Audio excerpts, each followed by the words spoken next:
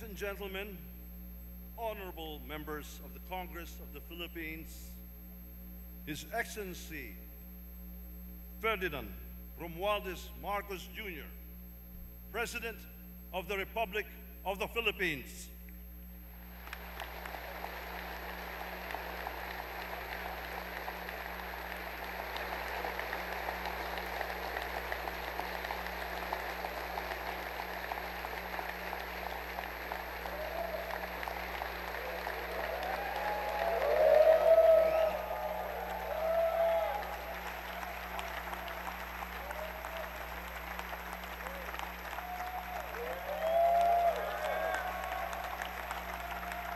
Thank you.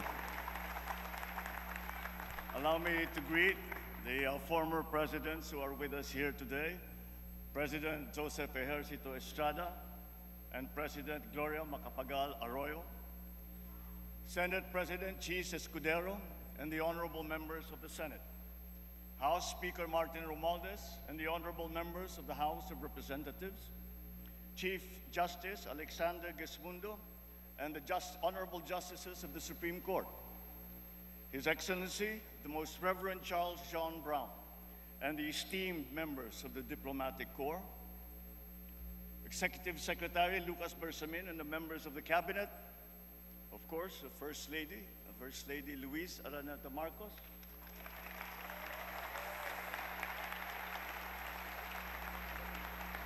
other distinguished guests, mga minamahal kong kababayan, magandang hapon po sa inyong lahat.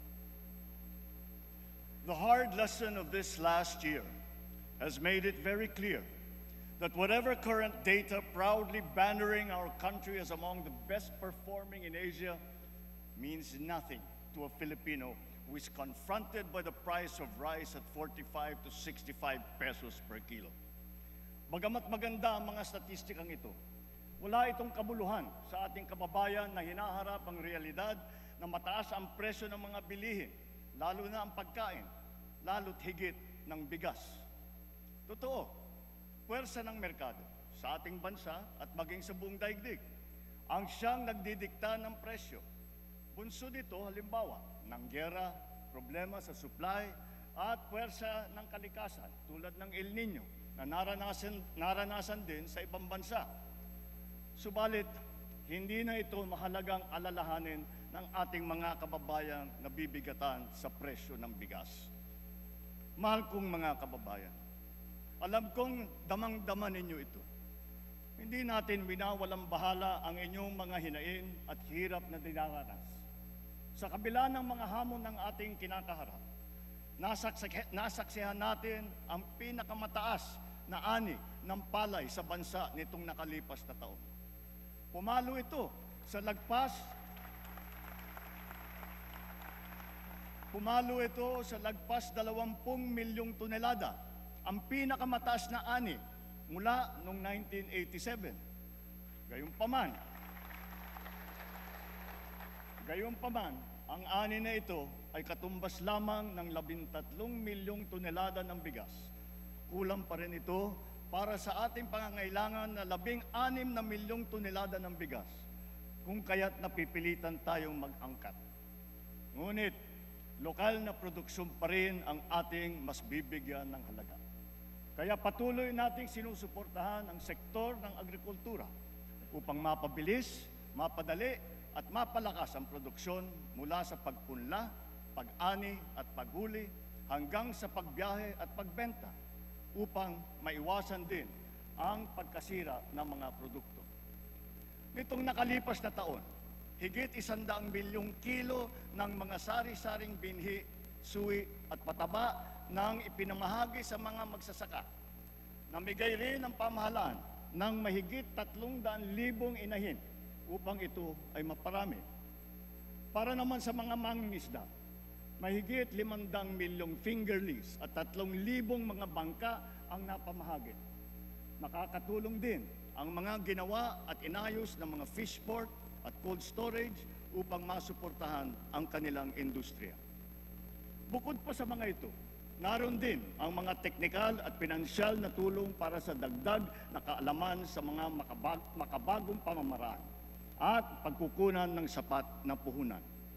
Handa na rin ang pamahalaan na ilabas ang mga bakuna laban sa swine fever na magpapalakas sa mga alagang hayop at magbibigay ng garantiya sa mga magsasaka laban sa pagkalugi.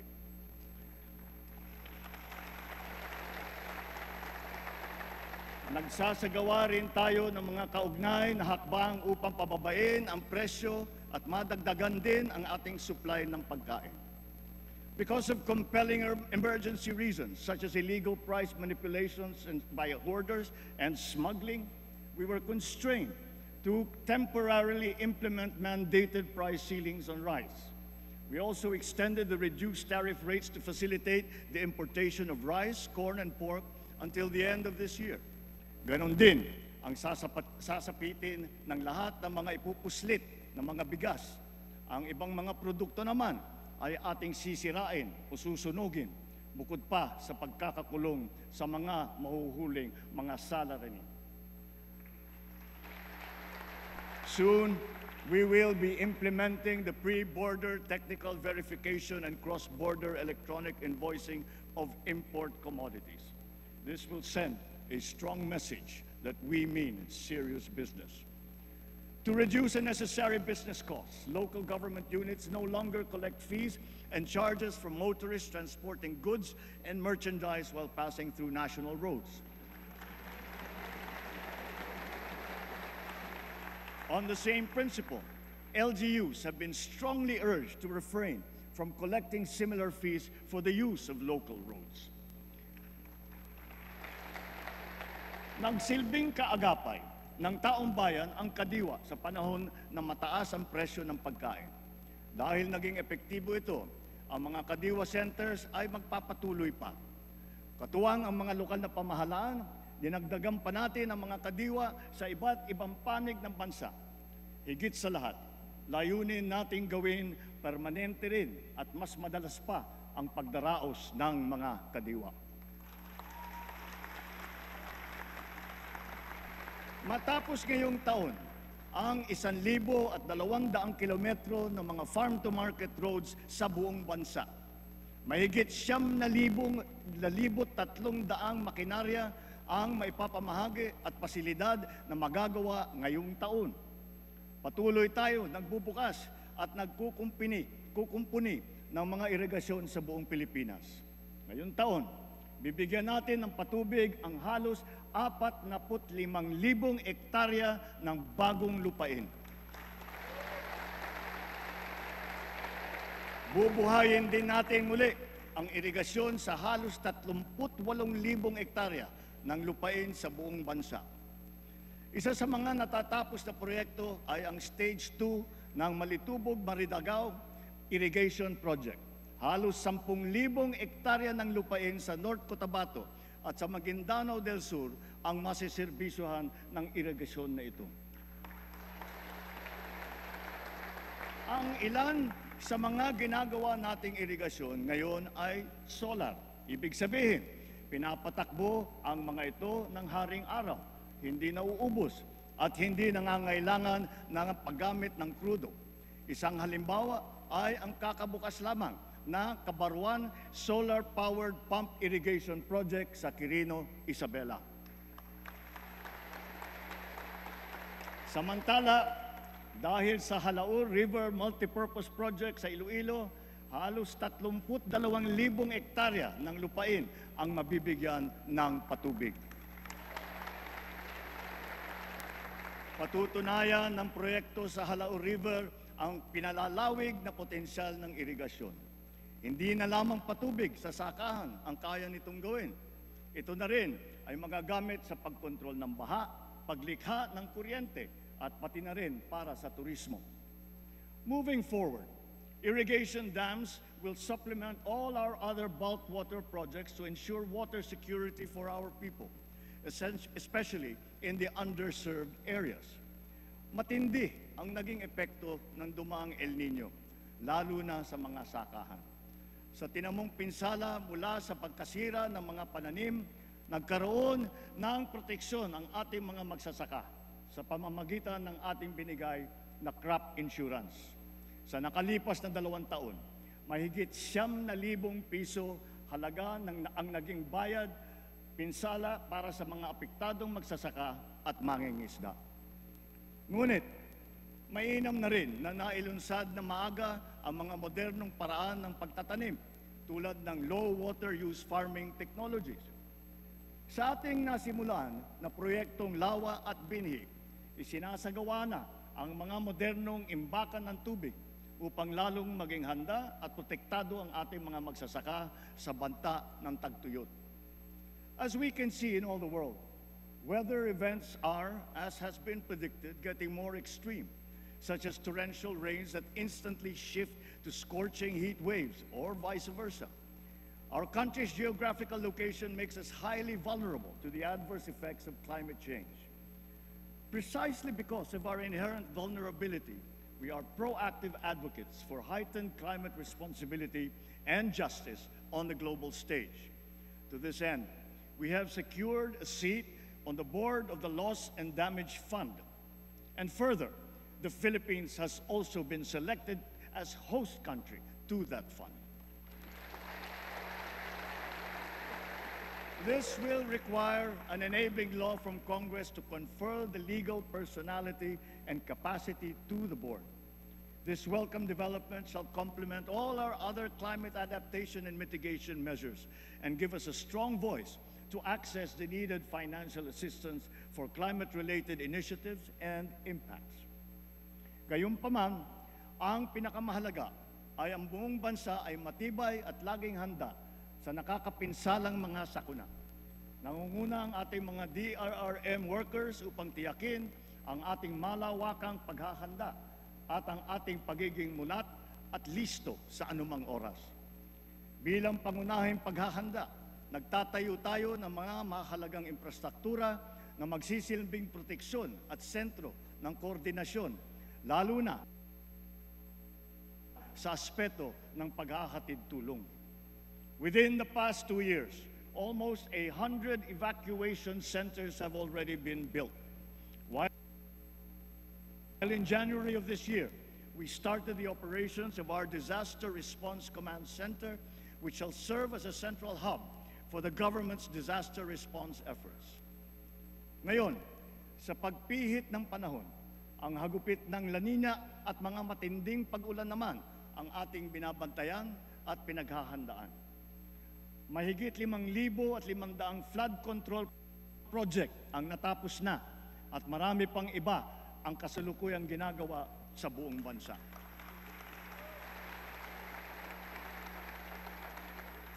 Isa na rito ay ang Flood Risk Management Project sa Cagayan de Oro River na magbibigay ng pangmatagalang proteksyon sa mahigit 600 ektarya ng lupa at 60,000 nating mga kababayan. Isa pa ay ang proyekto sa Pampanga Bay na magsisilbing karagdagang lunas sa mga pagbabaha. Noong Enero, inilunsad natin ang Kalinisan sa Bagong Pilipinas, kung saan pinakilos natin ang ating mga barangay upang maglinis sa kani-kanilang komunidad. Sa 5 buwan lamang, mahigit 40,000 tonelada ng basura ang nakolekta ng mahigit 22,000 mga barangay sa buong bansa. Inaasahan ko ang tuloy-tuloy na suporta ng mga lokal na pamahalaan sa paglilinis ng ating pamayanan. Bilang halimbawa rin dito sa Maynila, nagsimula na ang malawakang pagtutulungan upang bigyang buhay muli ang Ilog Pasig.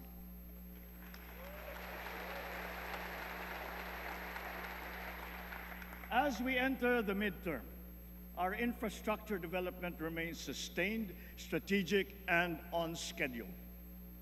Aside from agriculture and disaster risk, our other vital sectors and pillars such as education, health, energy, low-cost housing, transport, information technology, they all stand to benefit from our aggressive infrastructure development as befitting our upper middle income economic target.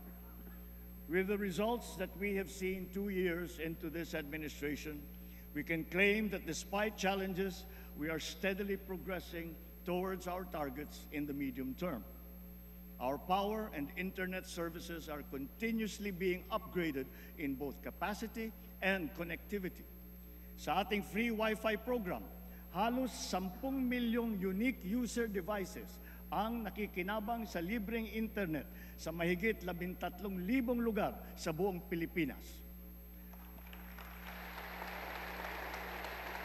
Nasasagap ito sa marami nating mga paaralan at mga malalayo at liblib na mga po. Patuloy pa ang ating pinaparami ng mga libreng Wi-Fi sa buong bansa. As part of our nationwide internet infrastructure development, Phase 1 of the national fiber backbone has been completed and operationalized. Phase 2 and 3 have already begun early this year and shall be completed by 2026. This fiber backbone will give us sufficient capacity in terms of bandwidth. As of 2022, only 77% or 20.6 million households were connected to the internet. This is much too low.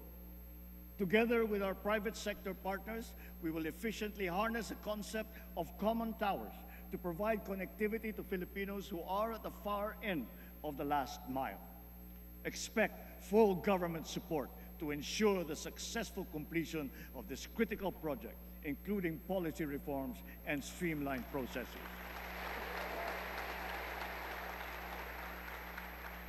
Bigger and faster IT infrastructures require stronger and more impervious cyber defense. Our recently launched National Cybersecurity Plan lays down the blueprint for us to safeguard our systems against cyber attacks.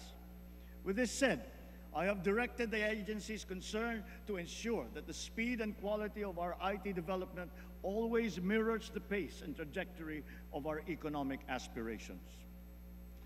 As energy projects get completed and new investments pour into this sector, we expect our nation's power supply to increase at a steady pace to meet our growing demand in the next few years. Nonetheless, we are continuously diagnosing and urgently addressing power shortages, as well as the systemic causes of blackouts in unserved and underserved areas. Nireremedyohan natin ang pangangailangan ng mga lugar na wala pang kuryente at madalas ma-brownout sa pamamagitan ng microgrid at off-grid systems at mga missionary small power utilities na sinusuportahan pa rin ng solar. Running through Bataan, Pampanga, and Bulacan, the newly inaugurated Mariveles-Hermosa-San Jose transmission line will further strengthen the reliability of the Luzon power grid. In the Visayas, all stages of the Cebu-Negros-Panay Backbone Project have likewise been completed. This project shall serve to stabilize the power situation in western and central Visayas and avert recurrences of power outages experienced in the past. Dahil sa proyektong ito, naiwasan ang blackout sa Panay Island noong Abril hanggang Hunyo sa kabila ng yellow at red alert sa region. And just last week, the Dumanhog-Corelia line of the Cebu-Bohol Interconnection Project was energized, enabling the transfer of power between Cebu and Bohol. With these systems currently operating at capacity, these major power lines shall contribute to the efficient power exchanges not only between Luzon and the Visayas, but also involving Mindanao. Energy sharing and transfers between, among, and within the three island groups have now been made possible with the energization last January of the Mindanao-Visayas interconnection.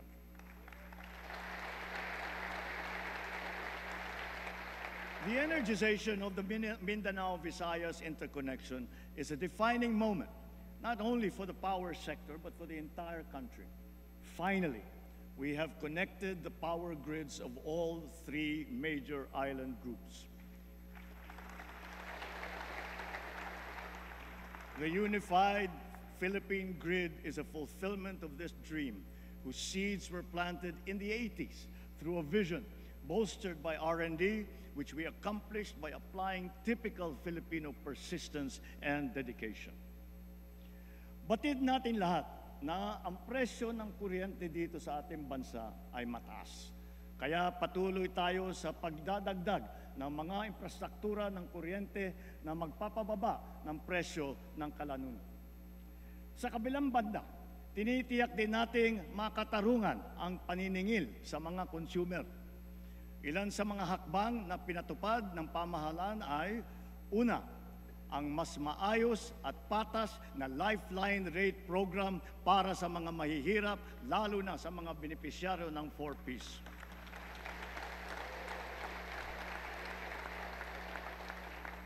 Pangalawa, ang naging pangsamantalang pagsuspindi ng fit-all tariff sa ating electric bill. Pangatlo, ang anti-bill shock program. At pang-apat, ang naging pagsuspindi ng wholesale electricity spot market noong panahon na nag-red alert sa Luzon at Visayas grid. At ang panghuli, mga refund at pagpapatanggal ng mga sobrang singil sa consumer tulad ng franchise fee.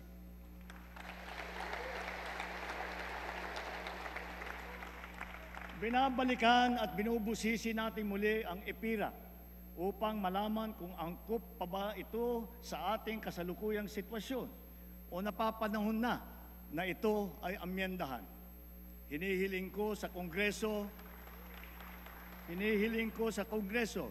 na pagtulungan na natin ito alang-alang sa kapakanan ng mga Pilipino sa taas ng presyo ng kuryente sa bansa. Nahihirapan hindi lamang ang mga negosyante, kung hindi lalo na ang taong bayan.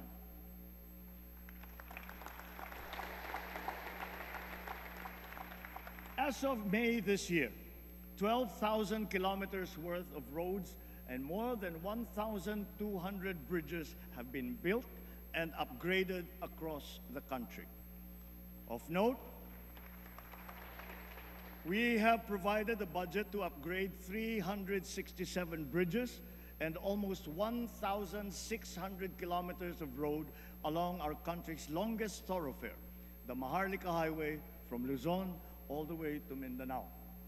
Moreover, significant segments of major expressways which are part of the Luzon Spine Expressway network have now been opened to the public. The SLEX connector and the Plaridel bypass will be fully completed by the end of this year.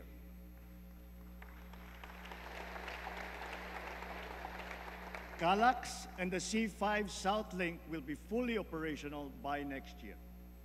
Dahil sa mga mahalagang daan na ito, ang norte, gitnang Luzon, Maynila at katimugang Luzon ay lalo pa ngayon magiging mas konektado sa isa't isa. Under our Inter-Island Linkage Bridge Program, we expect two major bridges to be open to motorists this year. One is the Panguil Bay Bridge, touted as the longest water-spanning bridge in northern Mindanao. This bridge will connect Lanao del Norte to Misamis Occidental. The other is the Gicam Bridge in Zamboanga, Sibugay, which shall connect the Olutanga the island to the mainland of Mindanao. In addition, travel to and from Clark Airport is now much faster and more convenient, with the inauguration of the 20-kilometer airport New Clark City Access Road in Pampanga. We are also in the midst of a railway renaissance. The Metro Manila Subway Project has logged significant accomplishments in its tunneling works. Sa puntong ito, katumbas na ng 3 hanggang 6 na palapag ang lalim na nahukay at tuloy-tuloy na umuusad sa susunod na istasyon. Other railway projects such as the MRT-7 and the North-South Commuter Railway are likewise progressing. We will make sure that the right-of-way issues are resolved in the most equitable, efficient, and expeditious manner so that these will not get in the way of our infrastructure development. Bilang bahagi ng LRT-1 Cavite Extension Project, ang ruta ng LRT Line 1 sa Metro Manila ay madadagdagan mula sa Baclaran hanggang Sucat. Bubuksan ito sa publiko sa loob ng taong ito.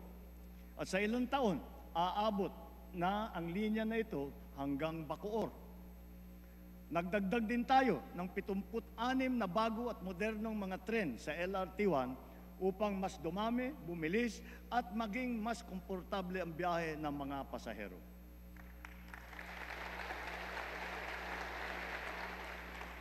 Kamakailan lamang, binuksan naman natin muli sa publiko ang PNR Bicol Line na may habang 100 kilometro mula Naga hanggang sa Legazpi. Gayon din, patuloy ang pagpaganda ng ating mga paliparan at ang ating mga daungan para sa ikaginahawa ng ating mga manlalakbay. Unang-una na rito ang paliparan ng Maynila. Sa pangangasiwa ng pribadong sektor, inaasahang gaganda ang itsura at serbisyo nito sa mga susunod na taon. Soon, it will be capable of accommodating 48 flights per hour, servicing our ever-increasing local and international flight routes, and catering to more than 62 million passengers every year. More than 70 airports and seaport development projects across the country have now been completed, and another 350 ongoing projects are set to be completed by the year 2028. Notably, the capacities of the passenger terminal buildings of the General Santos Airport and the Bicol International Airport have been expanded by 300 and 500%, now catering to 2,000 and 1,600 passengers respectively. Meanwhile, the Batangas Port PTB, our popular marine gateway to Mimaropa, the Visayas, and to Mindanao, can now accommodate 8,000 travelers at any given time. Thanks to Congress, the public-private partnership as a crucial funding mechanism for big-ticket projects is now institutionalized by the force of law.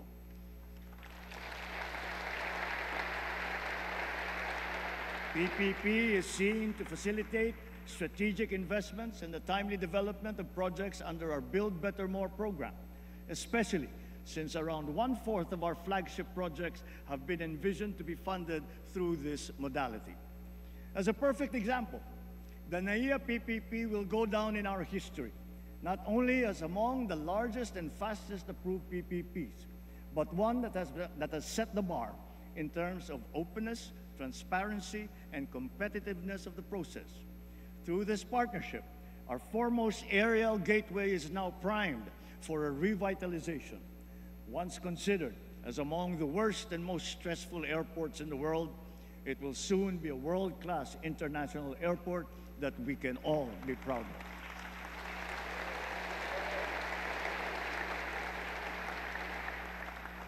But even before that, the UP-PGH Cancer Center is the first PPP to be approved in this administration.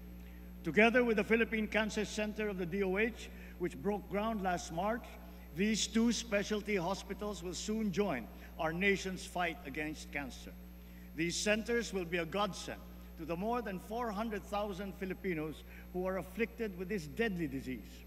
Habang ang mga modernong ospital na ito ay ginagawa pa, patuloy tayo sa pagdadagdag at pagpapataas ng kalidad ng ating mga ospital at mga specialty center.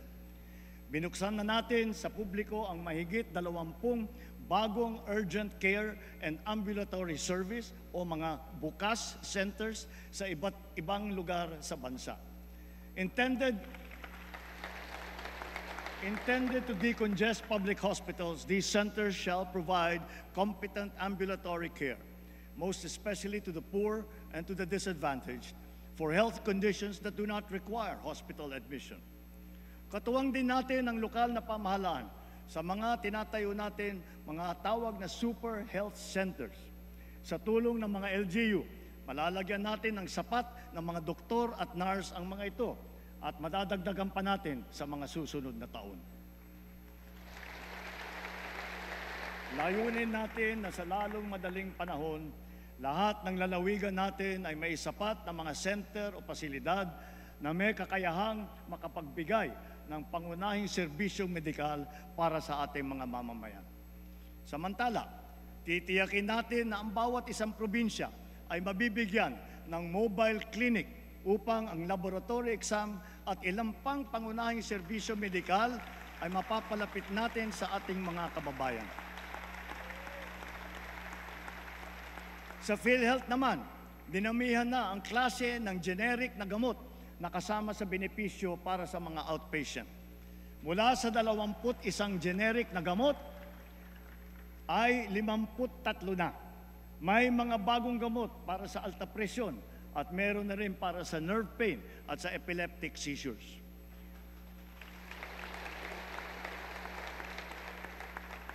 Bilang tugon sa dumaraming insidente at tumataas na presyo ng pagpagamot, itinaas na ng PhilHealth ng mahigit doble ang mga benepisyo para sa mga malulubhang karamdaman tulad ng acute stroke at pulmonya. Ang limit na ngayon para sa mga kondisyon na ito ay itinaas na hanggang 76,000 piso at 70,000 piso. Upang mapaigting pa ang paglaban natin sa kanser, tinaasan ng PhilHealth ng mahigit 1,000% ang benepisyo para sa pagpagamot ng breast cancer. Ang dating limit na 100,000 piso, ngayon ay ginawa na nating 1.4 million pesos.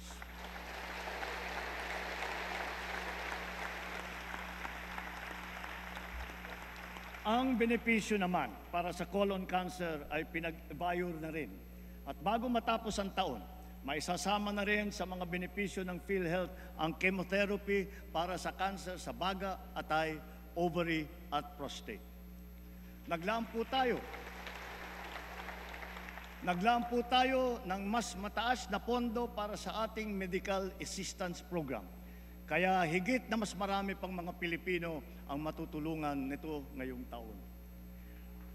Aside from our aggressive hiring efforts, we have enhanced medical and allied health programs, allocated seed funds for public medical schools, and launched scholarships and review and upskilling programs. These are to support the medical and nursing professions with a goal to strengthen and increase our human resources for health. As part of our recalibrated health approach towards prevention and healthy habits, we are prioritizing vaccinations, nutrition, mental well-being, and active and healthy lifestyles. Tuloy-tuloy ang ating paghahabol sa pagbabakuna ng mga sanggol at ang mga bata, lalo na sa Region 6 at sa BARM, kung saan kulang pa sa kalahati ang nababakunahan. At tuloy na tuloy din ang Philippine Plan of Action for Nutrition na ating binibigyan tuon ngayong Hulyo, buwan ng nutrition.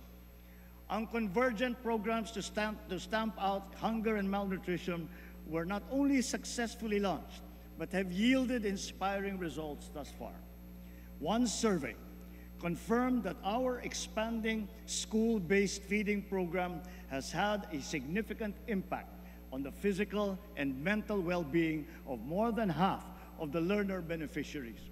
Therefore, we will continue to further enhance these feeding programs in our schools and daycare centers.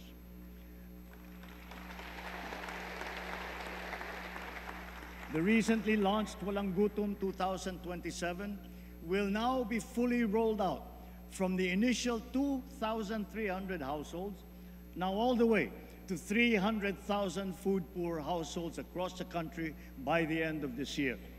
But the program will go on until we feed the 1 million most food-poor families by 2027. An important component of our strategies to address malnutrition shall be the program for the first 1,000 days, or the first 2 years of a child's life. To ensure the health and nutrition of children 0 to 2 years old from the poorest families, we have proposed in the 2025 budget a new grant under the Pantawid Pamilyang Pilipino program for this purpose. Sa pamamagitan nito, ang isang buntis o ang isang ina na benepisyaryo ng 4Ps ay mabibigyan ng karagdagang tulong pinansyal na laan para sa kanya at sa kanyang anak. Ang tulong na ito ay upang matiyak na siya at ang sanggol na kanyang sinapupunan o batang anak ay maaasikaso ng doktor, mababakunahan at mabibigyan ng sapat na nutrisyon.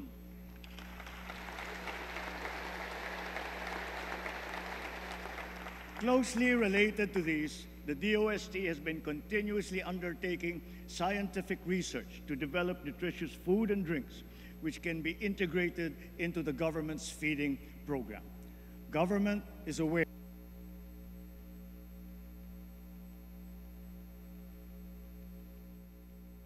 benefit package for all its members. At the same time, grassroots and sports for all programs are back in the mainstream, catering to Filipinos of all ages. Nailunsad na namang muli ang taunang palarong pambansa matapos ang 3 taon na pagkakatigil nito dahil sa pandemya. Binabati natin ang Marikina at Cebu at ang kagawaran ng edukasyon sa kanilang matagumpay na pagtatanghal ng mga palarong ito. We will continue to support these health-enhancing sports programs. Through these, we will also set forth our youth on the same well-established path that has taken some of our national champions and renowned athletes to sporting greatness. As we speak, 28 of our finest athletes are competing in Paris now for the glory of the Philippines.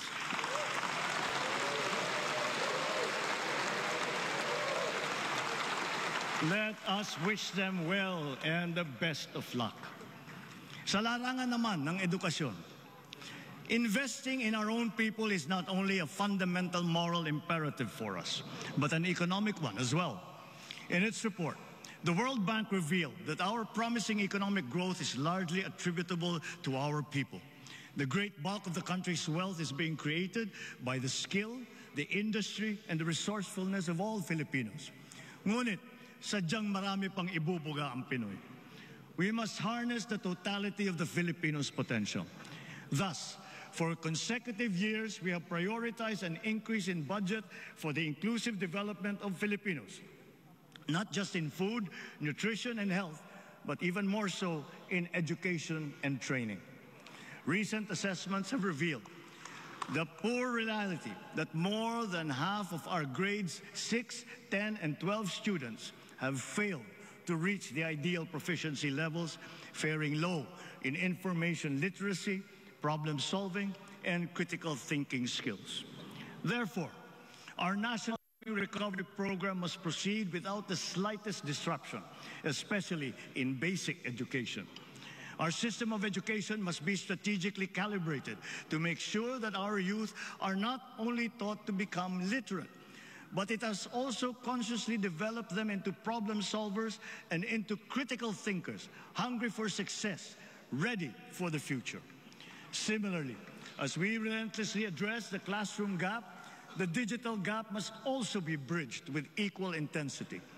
We are working towards the day when all students will be equipped with computers, smart TVs, essential programs, digital books, and once again, access to reliable power and the internet.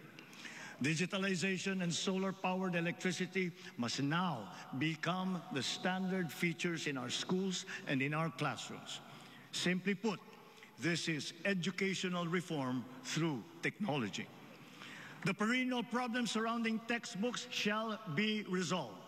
The production of instructional materials, especially textbooks, which are up-to-date and error-free, must be ensured. The whole process, from approval of manuscript to procurement, all the way to distribution, will be cut short from its present 3 years to just 1 year.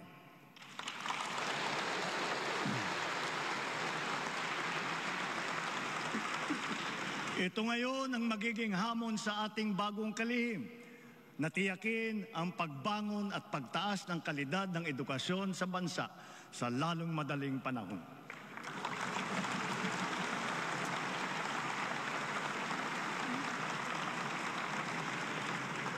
Clearly, of course, the quality of our education rests on the quality of our teachers. Every classroom that we build will be but an empty and lifeless structure without its moving force, the teacher.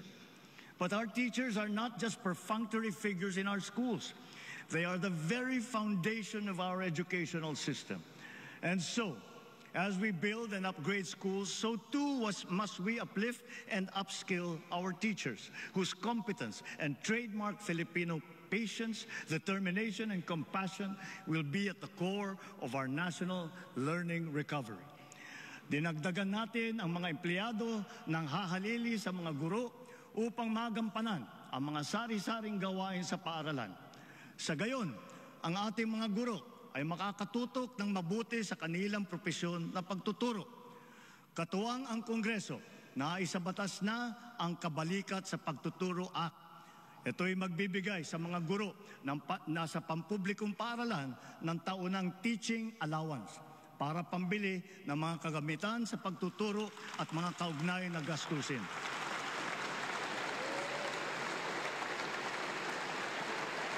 Matatanggap na nila ito simula sa susunod na taon.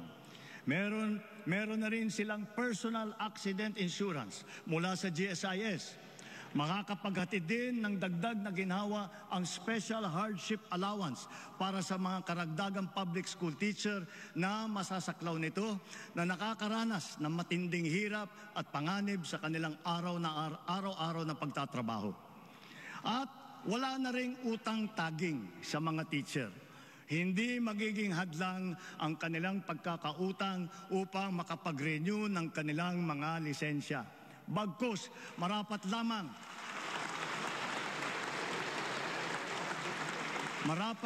na sila ay payagan pa rin makapagturo nang sila ay makapaghanap buhay at merong kinikita.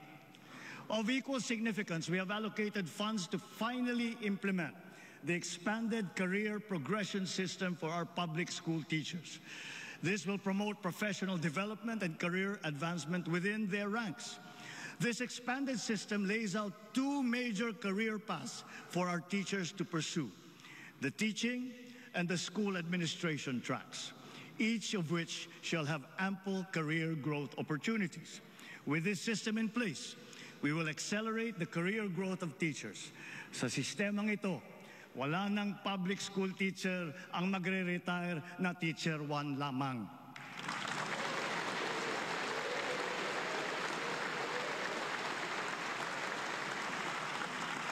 Sa madaling sabi, kung talagang ninanais nating maging matagumpay ang hinahangad nating pagbangon sa larangan ng edukasyon, sila, ang ating mga guro, ang dapat nating itaguyod at patatagin. Last year, we reported that our system of higher education was gaining international recognition for all the right reasons. As further evidence, 87 of our higher educational institutions have now made it into various world university rankings. 51 of them are public universities or colleges. Also, we witnessed this past school year a significant rise in the enrollment rate in higher education, both in public and in private institutions. The same upward trend is likewise noted in technical vocational education and training, or TVET. Statistics do not lie. 8 out of 10 graduates of TVET ultimately land decent jobs. So with its high employability rate, TVET will definitely be instrumental in capacitating our people and in maintaining our employment rate at consistently high levels. Cognizant of its potential, the DepEd, CHED, DOLE, and TESDA have joined forces now to incorporate TVET in the senior high school curriculum to further boost the employability of our students. The Philippinovation and Balikhaing Pinoy programs have been launched, both drawing vast interest and inspiring key sectors and the public to generate solutions, to share ideas, and to drive innovation forward across the country. The IT and creative sectors are burgeoning industries, knowing no territorial bounds, and they hold great promise for our talented and hardworking people. This is the call of our times, and we are moving to answer that call. The schools will serve as a preeminent incubators of the innovative and creative energies of all Filipinos. Advanced learning systems and technologies in the areas of robotics, artificial intelligence, and the Internet of Things shall be made available in TVET innovation centers nationwide. Highly technical and professional level training courses will soon be launched, notably in cybersecurity and in the creative industries. Of our globally ranked HEIs, 63 have made it into the WURI Global Top 300 Innovative Universities. In the face of tough global competition, the Mabalacat City College in Pampanga was awarded the Technological or Digital Innovation of the Year. And for the second straight year, Samar State University topped the rankings for its digitally pioneering R&D project entries.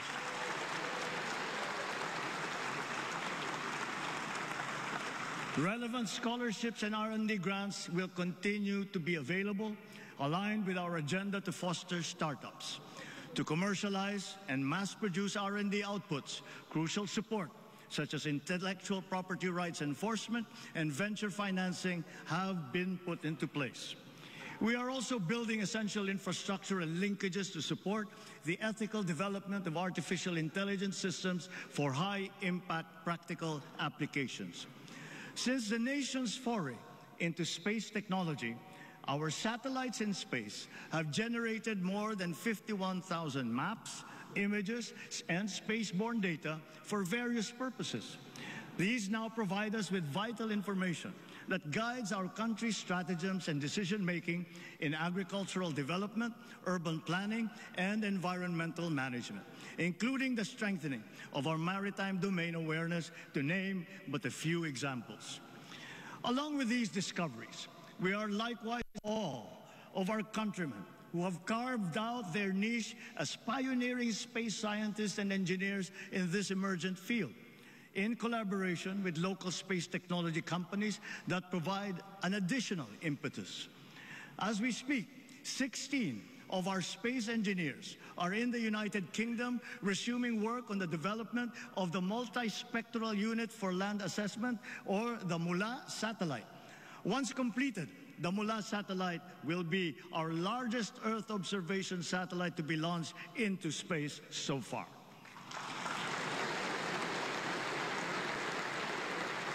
May they inspire the next generation of Filipino students to follow their footsteps and reach for the stars.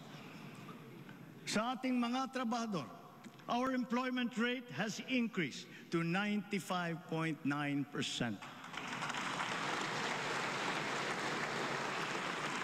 We also saw a significant increase in high-quality jobs. Underemployment, too, has decreased from 11.7% in May of 2023 to 9.9% today. This is our lowest number since 2005. Notably, we also saw an increase in middle-skilled employment, wage and salaried employment, and full-time jobs. Magagandang balita pa rin ang mga ito sa kabila ng nararanasang mataas na presyo ng pagkain.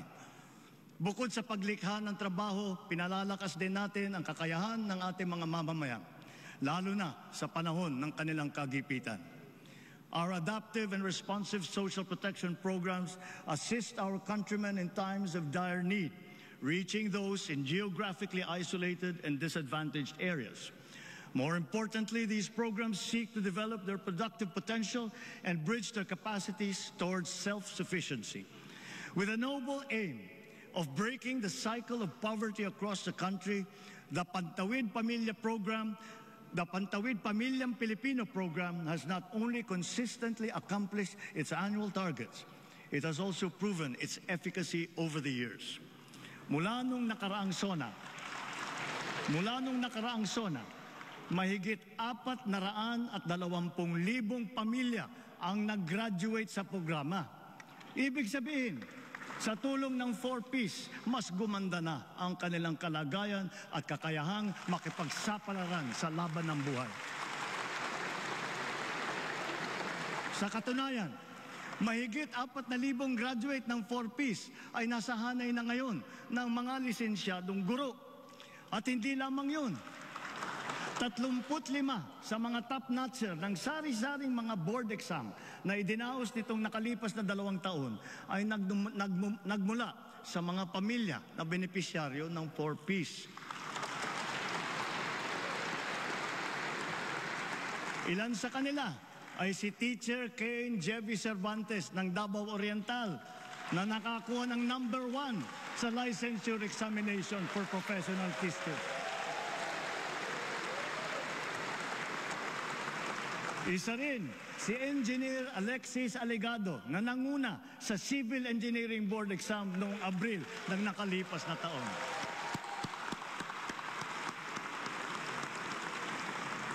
Tomorrow, the birth date of Apolinario Mabini, we cap off the National Disability Rights Week.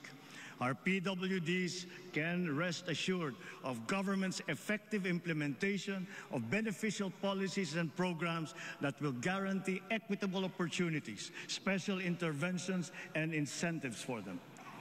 Mula nang pumasok ang administrasyong ito, nagsimula na ang mga programang pangkabuhayan na nakalaan para sa ating mga PWD.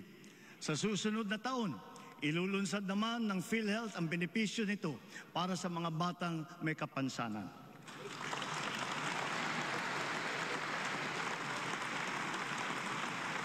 Halos dinoble na rin ang diskwento na ibinibigay sa mga PWD at sa mga senior citizen na tulad ninyo para sa mga basic necessities at prime commodities.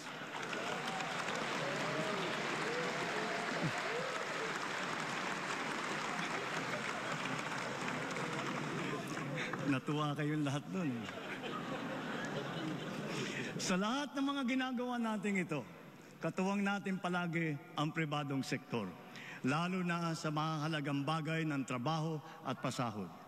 With tripartite consensus, minimum wage levels have been increased in various sectors in all regions, including the BARM, for workers and private establishments. Makakapagdulot ito ng ginhawa sa mahigit 4 na milyong mga kababayan na natin at ng kanilang mga pamilya.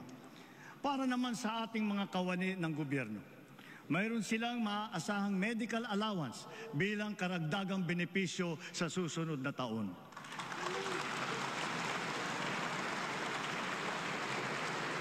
At hindi lamang yun, meron ding napipintong aumento sa sweldo na makukuha nila sa 4 na tranche. Naglaan na po tayo ng pondo para dito simula sa taong ito at sa mga susunod na taon. Furthermore, we have extended the services of our job order and contract of service personnel working in government. This will also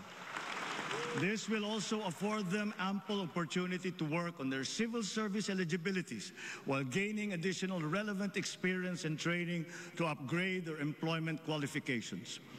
Our aggressive infrastructure development, business-friendly policies, investment and export promotions, foreign visits, and economic missions are all aimed at generating not just jobs, but quality and competitive jobs. A substantial number of investment pledges have already commenced operations, with many more at various stages of development. Sa bilang natin, bukod sa malalaking kita para sa bansa, makakalikha ang mga ito ng mahigit 200,000 at 2,000 trabaho para sa ating mga kababayan.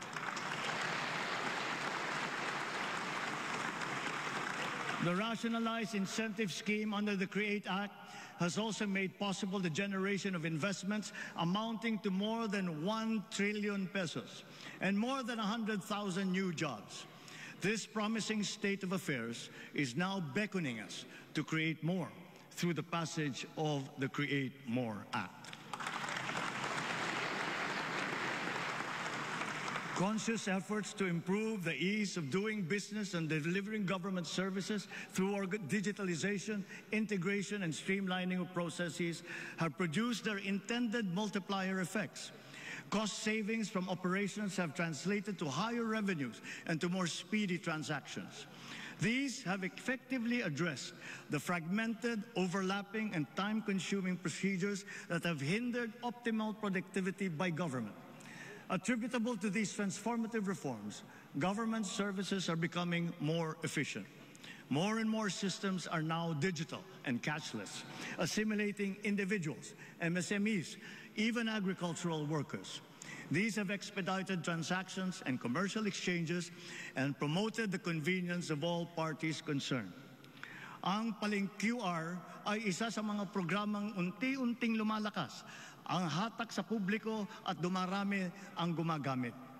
Bolstering our Cybercrime Prevention Act, the recently passed Anti-Financial Account Scamming Act will further protect the public by heightening the responsibility and security systems of banks and financial institutions and imposing high criminal liabilities on social engineering schemes and money mules.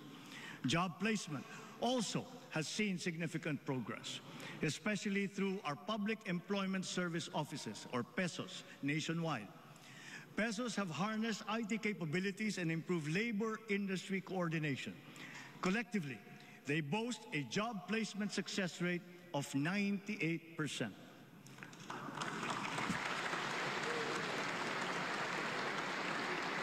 Likewise, due to shortened timelines, we have recorded a significant increase in new business and corporate registrations, including foreign firms, which surpassed last year's numbers. The observed choke points in our food supply chains and in the logistics sectors are now being removed. And at the same time, the identified gaps are being filled in to make them efficient, integrated, and seamless, saving precious time and cost. Energy Projects is moving towards complete virtual integration of its required procedures. The expedited processing of our infrastructure flagship projects under the Build Better More program shall also follow suit. Our digital infrastructure was substantially strengthened, courtesy more than tripled since last year, owing to streamlining requirements. Air transport and tourism have been made more convenient because of the shift to paperless immigration and customs forms, thanks to the e-travel system. And soon, the piloted e-gates will be standard fixtures at airports to further facilitate ease of mobility during departures and arrivals. And with all this said, the implementation of the Philippine e-visa will be next in our digital transformation agenda.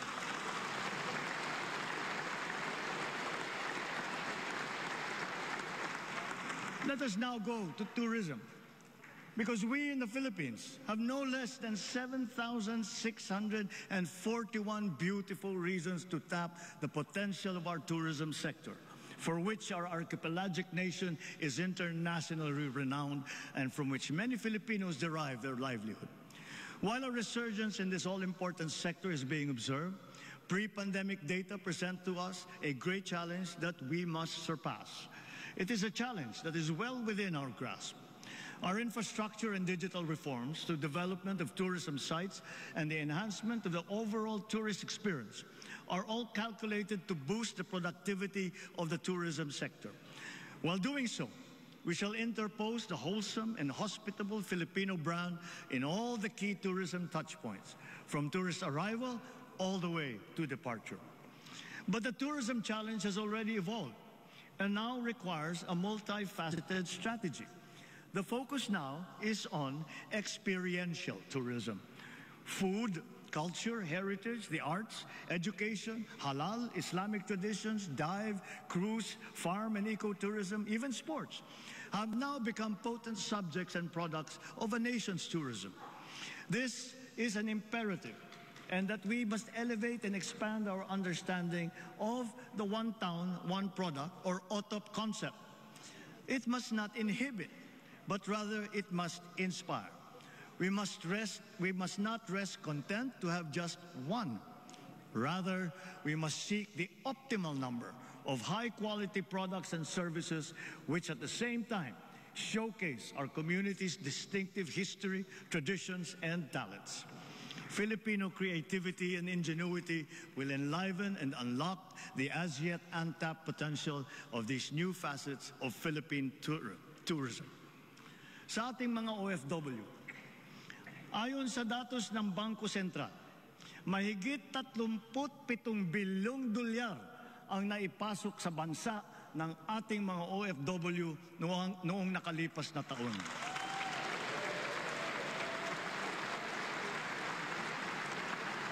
Sadyang napakalaking tulong nito sa ating bumabangon na ekonomiya. Kaya hindi lamang pasasalamat, kundi parangal ang ating ipinapaabot sa lahat ng ating mga OFW. Sana ay napapanood nila ito. Ramdam na ramdam hanggang dito sa ating bansa ang inyong sakripisyo. Through vital partnerships with like-minded states, we have been able to promote our mutual interests, resulting not only in investments here and our strengthened national security, but also in quality jobs for our nationals seeking foreign employment. Through intense Philippine lobbying, the United Nations has adopted the resolution on promoting and protecting the enjoyment of human rights of seafarers. This will ensure their safe and decent living and working conditions at sea, a human rights imperative.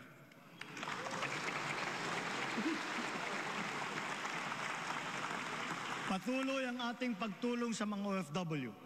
Hindi ito natatapos sa kanilang paglisan sa bansa. Karagdagang mga espesyal na pasilidad at serbisyo ang ating binuksan para sa kanila, tulad ng OFW Lounge sa NAIA at Seafarers Hub sa Maynila. Ang mga OFW natin na naapektuhan ng sari-saring mga kaguluhan tulad sa Israel, sa Gaza, sa Sudan, Lebanon at Yemen ay natulungan natin at naiuwi ng ligtas sa bansa.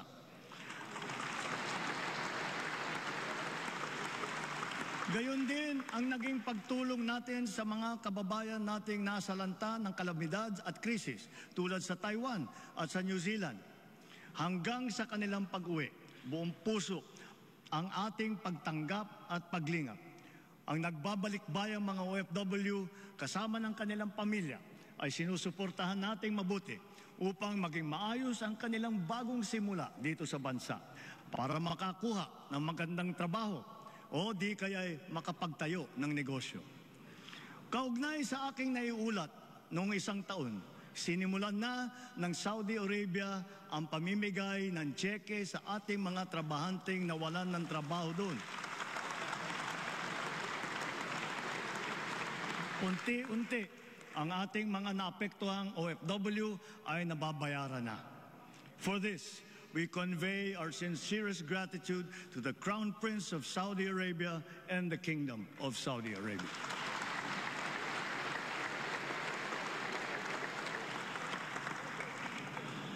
Lessons from history and current events teach us that peace and order is an essential ingredient of genuine prosperity and social development. This is the path that we choose to take. Despite difficulties, despite our diversity and differences as a people, we are joined together by a unique history and have constantly invested our energies and resources in strengthening the pillars of peace. Our police, military, and Coast Guard undergo continuous capacity building and asset upgrading so that they are better able to preserve the peace and defend our territory. We have noted an overall decrease in crime rate and an improvement in crime solution efficiency. But this is not enough. This is not enough. Our law enforcement need to continue to earn the trust of our people.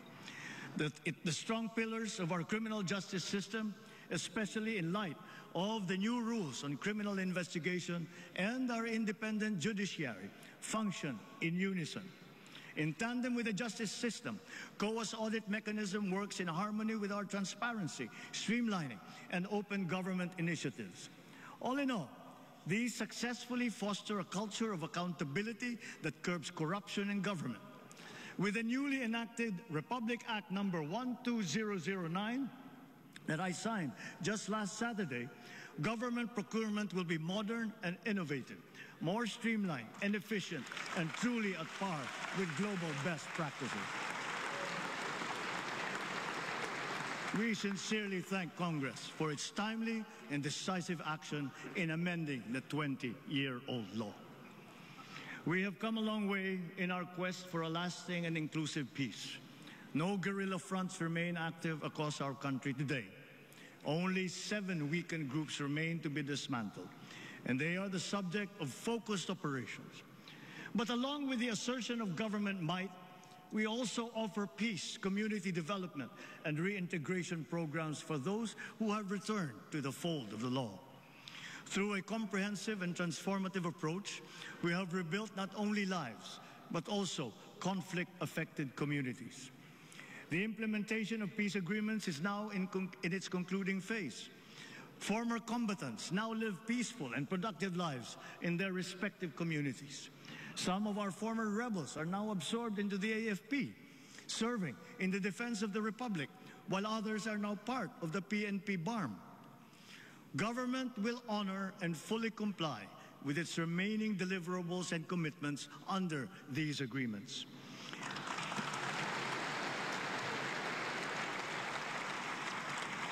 In November last year, we signed proclamations granting amnesty to former rebels. A month later, and then in June of this year, the House of Representatives and the Senate issued their respective resolutions concurring with these amnesty proclamations. That Congress is one with us is a testament to the whole nation's sincere desire for peace. In such a short period, the BARM has impressively established a strong foundation for its progressive, autonomous social development. Investments continue to pour into the BARM. Last year, investments in the region increased by 140% year-on-year. The improved peace and order situation, good governance, not to mention high hopes and confidence amongst its people, all contribute to the reasons why BARM's poverty index has significantly decreased since 2018. In Marawi, the rehabilitation and rebuilding continue under the supervision now of the Office of the President. Our focus remains on restoring energy, water, and livable communities. As of today, all 7 intergovernmental mechanisms of the BARM, as mandated under the Organic Law, have been organized and activated. These will guarantee effective and constant consultation between the Bangsamoro and national governments in the fundamental aspects of governance. 5 out of the 7 essential laws for the BARM have already been enacted by the BTA Parliament. Now it has its own administrative code. It has its own local government code, its own election code, and those for education and the civil service as well. So with these inspiring developments, the BARM appears primed and ready for its regular elections, the first ones that they will have in the coming year.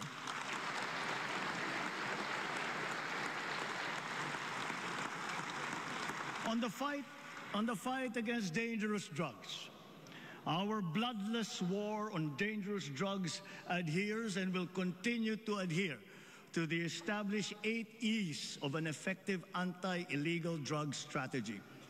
Extermination was never one of them.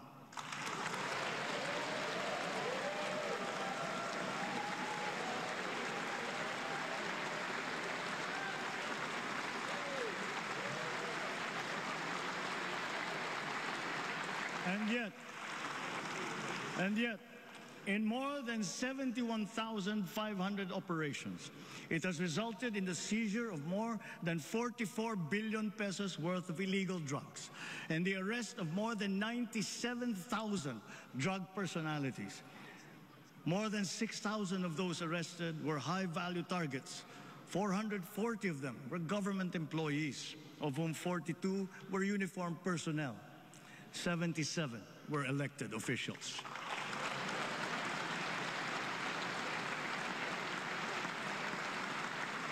So to further paralyze their operations, dirty money and assets worth more than 500 million pesos have been frozen and preserved. With strong case buildup and efficient prosecution, the drug conviction rate is at a high of 79%.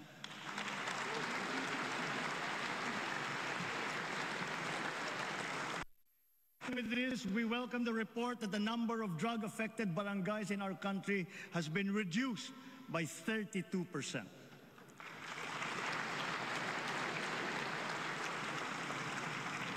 In our international relations, we have faced challenges to our territorial sovereignty, and we will assert our rights and interests in the same fair and pacific way that we have always done.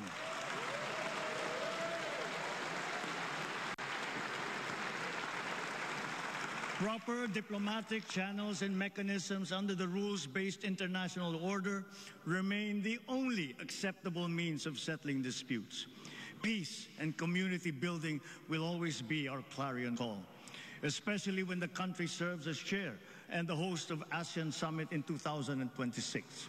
We continuously try to find ways to de-escalate tensions in contested areas with our counterparts without compromising our position and our principles. I know that our neighbors too are doing their best to make this work. The Philippines cannot yield. The Philippines cannot waver.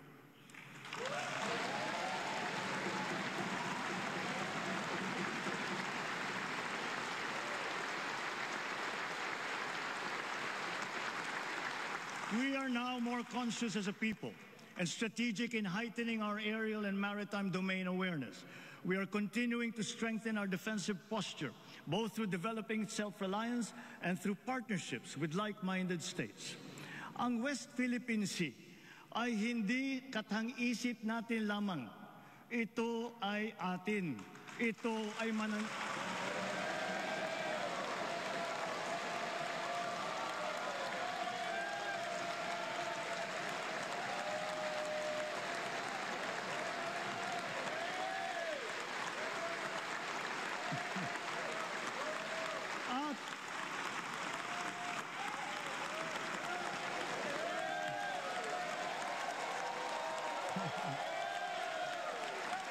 At ito ay mananatiling atin hanggat nag-aalab ang diwa ng ating minamahal na bansang Pilipinas.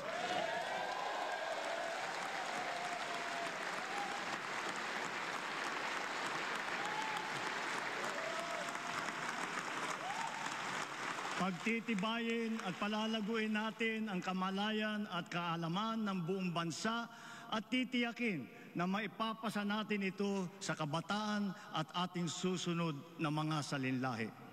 Laws on our maritime zones and archipelagic sea lanes make sure that this intergenerational mandate, this duty, will firmly take root in the hearts and minds of all our people. Sa buong sandatang lakas, sa Coast Guard, sa ating mga mangingisda sa West Philippine Sea.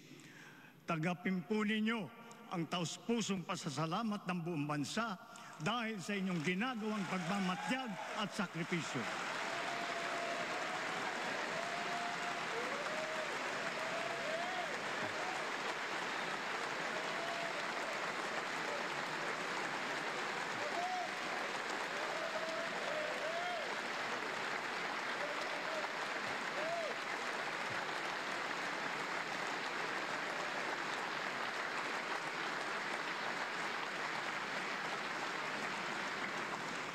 Let us now turn to our economic status and our prospects. In spite of headwinds that we have faced, we have stayed the course. The country exhibits healthy signs of post-pandemic resilience comparable to strong economies in our region. Our poverty rate has significantly dropped to 15.5%, down from 18% in 2021.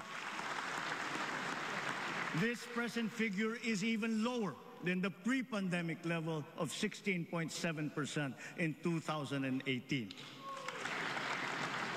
Ang katumbas nito ay halos 2.5 milyong Pilipino ang naiangat natin mula sa kahirapan. Kasabay nito, nabawasan ng lagpas 1,700,000 ang bilang ng mga Pilipinong walang sapat na pambili ng pagkain. Patuloy natin pagsisikapan na marami pa tayong maiaahon mula sa kahirapan.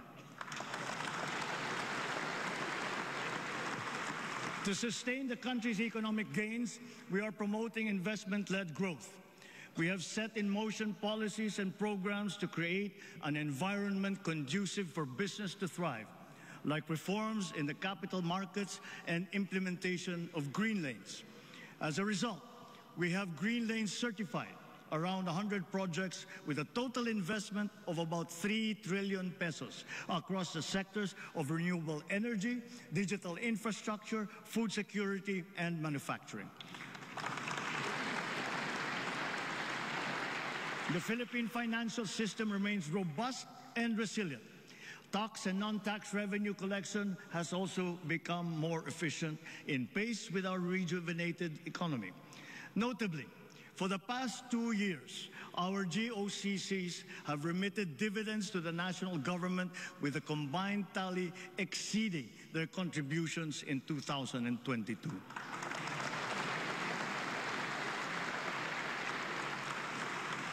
To build on these, and guided by strong fiscal discipline, our proposed government budget for this year was crafted with utmost care, diligence, and meticulous attention.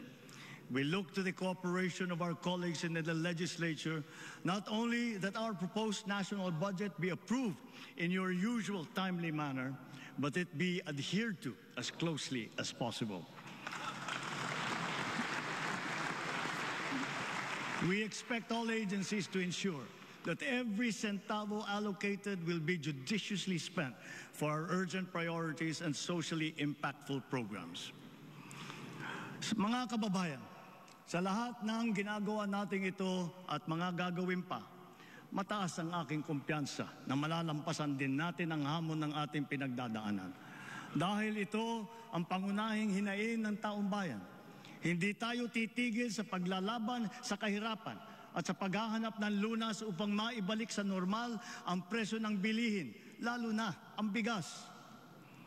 At ngayon po, naririnig po namin ang malakas na sigaw ng taong bayan laban sa mga pogo. Disguising as legitimate entities, their operations have ventured into illicit areas furthest from gaming, such as financial scamming, money laundering, prostitution, human trafficking, kidnapping, brutal torture, even murder.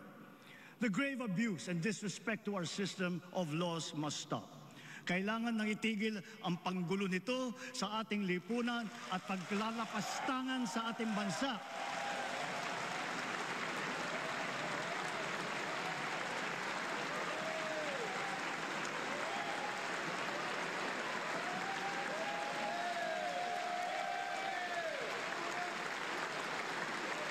Effective today, all POGOs are banned.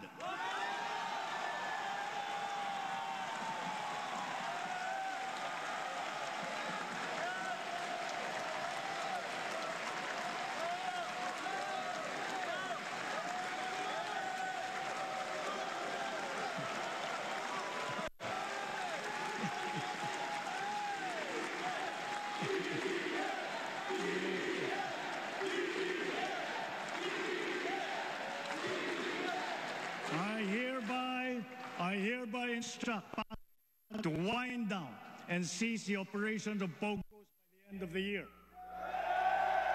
In coordination with our economic managers, shall use the time between now and then to find new jobs for our countrymen who will be displaced.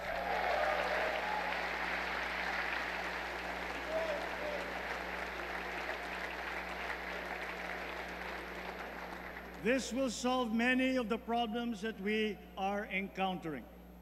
It will solve many of the problems that we have been encountering, but it will not solve all of them. To solve all the problems that we have been suffering under, all officials, law enforcers, workers in government, and most of all, the citizenry, must always be vigilant, principled, and think of the health of the nation. So, ladies and gentlemen, let me end by recalling the words of a great man. Let not anyone pacify his conscience by the delusion that he can do no harm if he takes no part and forms no opinion. Bad men need nothing more to compass their ends than that good men should look on and do nothing. He is not a good man.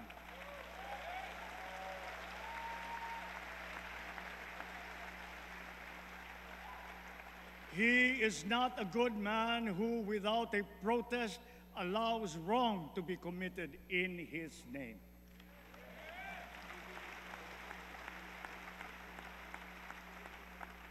Mga minamahal kong kababayan, lagi po nating labanan ang mali at ang masama. Lagi po nating ipaglaban ang tama at ang mabuti.